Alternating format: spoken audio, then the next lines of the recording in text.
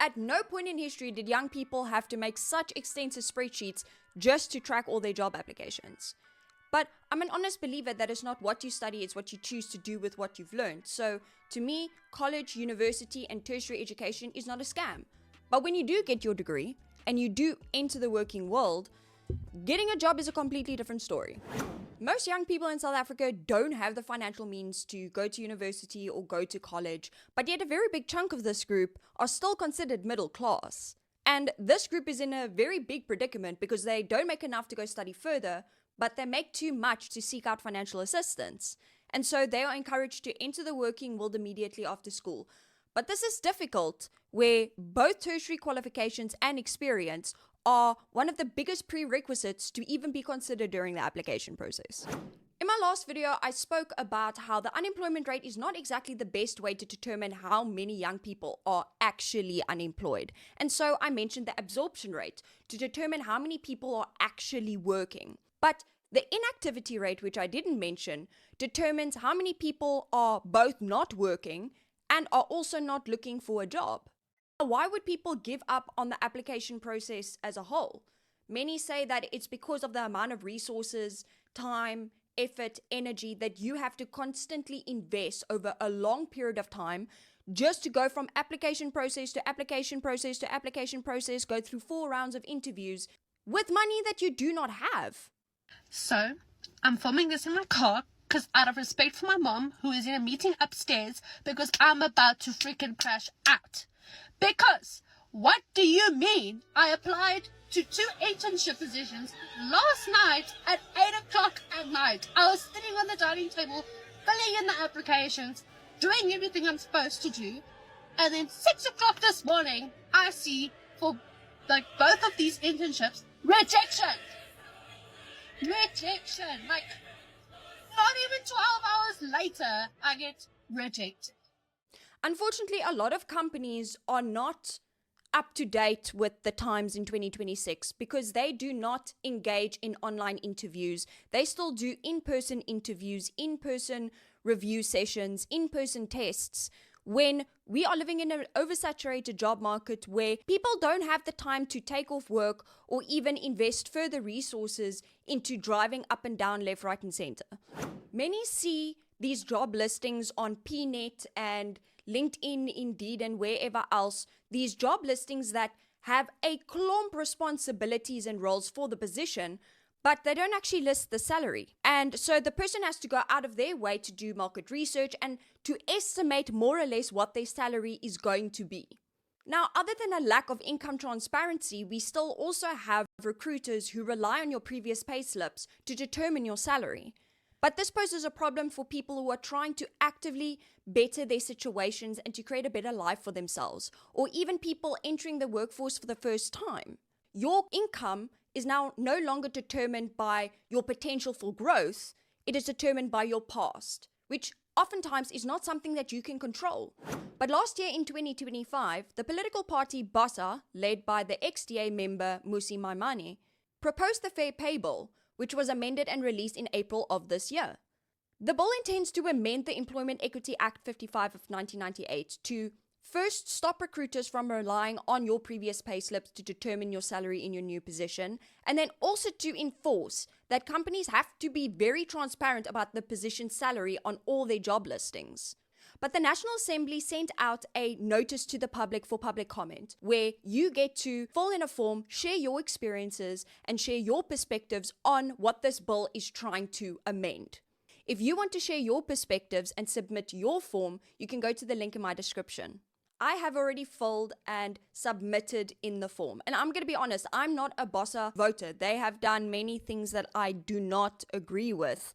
But I do have to give credit where credit is due. This is a very, very good amendment to the Constitution, because what is currently going on is 100% unconstitutional. Because being an active participant in our democracy is not just about deciding which party you think is best or choosing who you're going to vote for. It is also about participating in democratic processes that you as the individual can take part in to bring real change.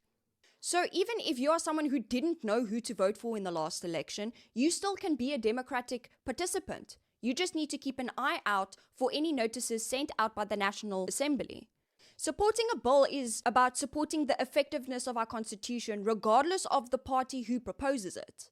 But something that's very interesting to me is, why have these types of amendments not been made or proposed sooner? You know, every political party under the sun complains about youth unemployment and how we need to create more job opportunities for young people, but they have the power to change that. But when we zoom out and look at the job market as a whole, we look at experience now becoming the key differentiator in the application process. Who gets hired, who gets rejected. Even for entry-level positions. That's why the only positions that a lot of actual entry-level applicants can get are internships. And for a lot of companies, the only reason why they even pay a little bit of a salary to these types of employees is because they have to. But let's just look at job listings for a second. You know, you have two types. On the one hand, you have some that are relatively straightforward, and then you have others that just go on for days.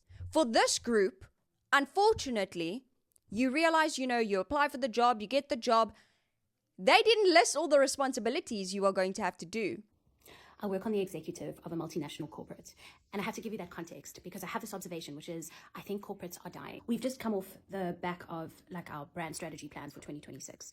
So we're looking at the health and trajectory of the big brands in our country and globally.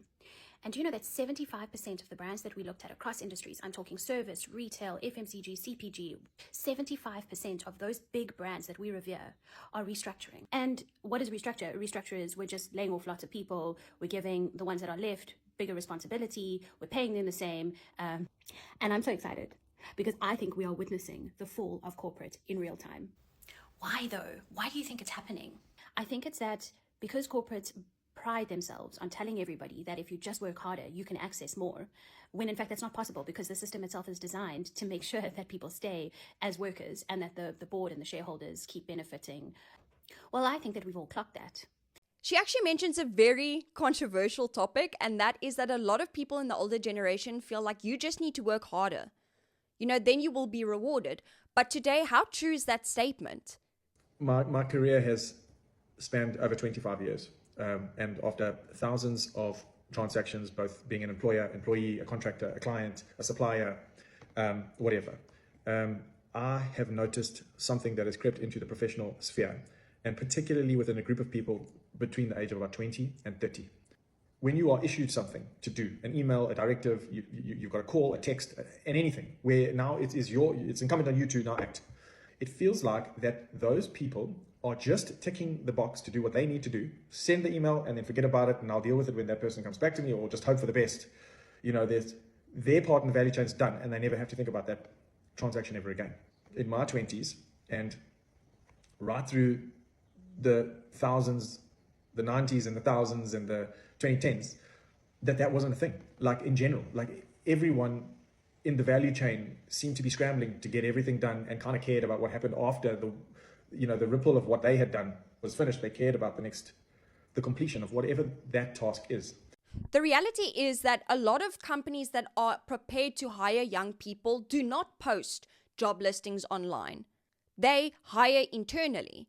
Studying and committing to improving your expertise is no longer enough. And now it's become the case of, someone who knows someone who knows someone who knows someone who can maybe put in a good word for you, who can maybe inquire about the position. But a lot of companies are not prepared to hire a younger workforce because they claim to not have the resources for training. And so they say that's why we need applicants to have experience. But that's interesting, because South African companies are already required to pay a skills development levy, or SDL, which is essentially 1% of every single employee's gross salary. So my question is, if you are supposed to be adequately training your new hires with this fund that you are already paying, why is experience such a huge requirement? A bit about me is that when I was working in the corporate world, I am a very creative person. I'm a very passionate person. I love what I do. And so I came into the corporate world with so many ideas, so much enthusiasm about what I was doing, because when I do something, I do it full throttle. And then shortly after being hired, I lost that spark. And what's sad is that a lot of young people lose their spark because they wonder, why should I even try if there is no long-term benefits? I'm not talking about getting a pat on the back for freaking sending every single email. I'm not saying that. But, back then there was pensions, there were benefits, a suitable income. Currently, but ultimately, after a long process, people are just happy to finally find a job. But despite a lot of companies needing experience, you do still get companies who specialize in hiring a younger workforce. However, a subset of these companies you need to be mindful of.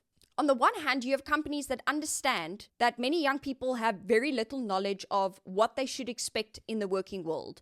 What are their policies around mistreatment or harassment? What is the chain of command? And even what's the compensation for after hours? And then on the other hand, you have companies that acknowledge many young people are looking for a job. The oversaturated job market is at an all-time high. And so when they onboard these individuals, they start piling on the workload. They start piling on the responsibilities with little to no additional compensation. And these companies justify this by telling these employees that it's a way for you to put your foot in the door and to gain the experience that you need. No, it isn't. Then we do have parties like the DA that run the city of Cape Town that are trying to reduce unemployment by preventing the minimum wage from increasing any further. But I would argue, what's the point of getting employed if you still cannot afford to live? Then all your time is being invested in a job that doesn't compensate you fairly. You will have such little time and resources left to find better opportunities for yourself in the future. But then some argue that something is still better than nothing, and I partly have to agree as well. So it is a double-edged sword. But just like government has a clump issues, social infrastructure is going down the toilet, we still do need to hold not only them accountable, but also the private sector, private companies, who are also engaged in predatory hiring practices and also engaged in abusing power. But this is a question I'm going to pose to you guys. When we look at the many failures of government in the state of unemployment, and we look at the practices of private companies, who do you view is more at fault? Or do you believe they are equally at fault, but just in different ways? I don't know. You guys tell me. It's something that I really, really would love to hear your perspectives on. But for now, I'll see you guys in the next one. Cheers.